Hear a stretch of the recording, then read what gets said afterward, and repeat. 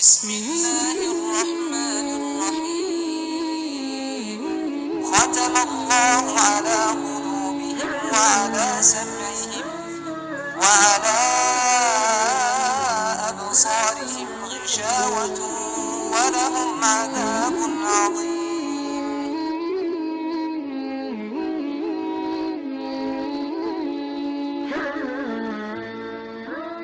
بسم الله الرحمن الرحيم. اللهم أنت ربي لا إله إلا أنت خلقتني وأنا عبدك وأنا على عهدك ووعدك ما استطعت أعوذ بك من شر ما صنعت وأبوء لك بنعمتك علي وأتوب فاغفر لي فإنه لا يغفر الذنوب إلا أنت.